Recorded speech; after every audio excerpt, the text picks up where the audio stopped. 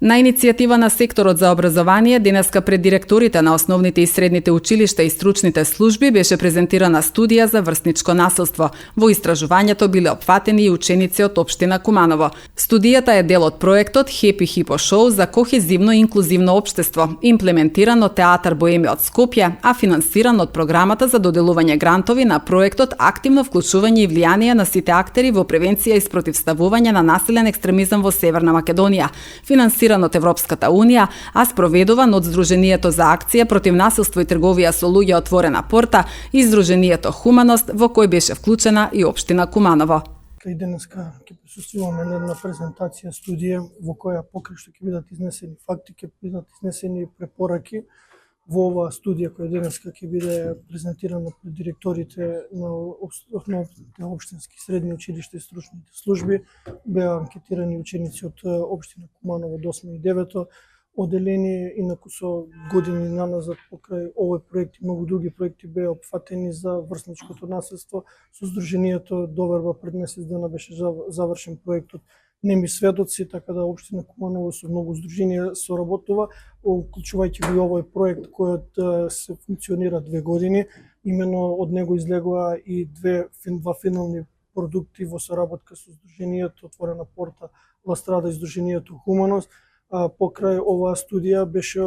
главен акцент беше ставена и на превенција на радикализмот и екстремизмот во Куманово. Беше изработена стратегија на локално ниво за општина Куманово и оваа студија. Денеска присуствувате на презентација на оваа студија во која имав можност да бидам дел од неа и јас бев интервјуиран од страна на авторот во кој што имав можност да изнесам своји ставови и видувања, меѓутоа и проблеми со кои се соочуваме со врсничкото насилство, меѓутоа и да дам своји препораки. Најважно од се е денеска да се слушнати препораките и останува на директорите на стручните служби да извршат дисеминација со наставниците и да се продолжи, бидејќи во овој поглед не застануваме тука, бидејќи булингот или врсничкото насилство е процес кој е настанал со години, така да треба да се третира и подолготрајно. Она што сакам да го изнесам сега е на неколку прашања во кои ме тангираат директно и сум загрижен, тоа е податокот на прашањето дали некогаш сте побарале помош или подршка во врсничко насилство, доколку сте го забележале. Дури 77% од учениците одговориле не, што значи дека фактот е тоа дека жртви има и жртвите трпат, не се охрабруваат да пријавуваат. Затоа денеска сме тука да ги охрабриме стручните служби да работат со учениците, за да учениците најпрвен пријавуваат. И втор факт е на прашањето кои се при основните причини за насилство меѓу учениците за појава, дури 81% одговориле дека тоа се социјалните мрежи и мобилните телефони, така да ако сме тука да го разгледаме и фактот дали тоа врсничко насилство каде што го потенцираат на социјалните мрежи, каде што може да биде исмевање